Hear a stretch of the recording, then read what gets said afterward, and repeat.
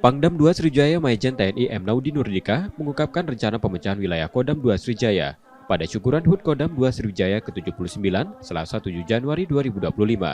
Rencana pemecahan wilayah Kodam tersebut sudah disampaikan pada Kasat, rencana validasi organisasi pada 2025, dan Kodam 2 Sriwijaya akan dipecah menjadi dua yang sebelumnya membawahi 5 korem. Menurut Pangdam 2 Sriwijaya, yang akan berpisah adalah Korem Lampung dan Bengkulu yang bernama Kodam 20, yang akan berpusat di Lampung dan mencakup wilayah Lampung dan Bengkulu. Di tahun 2025 direncanakan dipecah menjadi dua.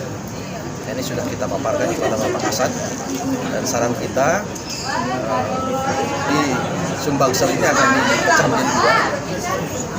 Kodam Kodam Sriwijaya ini tetap di sini. Kemudian kita membentuk satu kodam lagi sebagai peningkatan di Provinsi Lampung. Mari kita bincang-bincang konsep kita namakan Kodam Krakatau. Tapi ini masih ada pembicaraan lebih lanjut. Nanti Kodam Krakatau ini meliputi Provinsi Lampung dan Bengkulu. Untuk Kodam 2 Sriwijaya tetap di Palembang dan membawahi Korem Babel dan Jambi. Untuk mendukung pembentukan Kodam di Lampung, 9 batalion baru akan dibentuk, yang fokus pada ketahanan pangan sebagai bagian dari konsep Astacita Presiden Prabowo Subianto. Tim Liputan, Kompas TV, Palembang, Sumatera Selatan.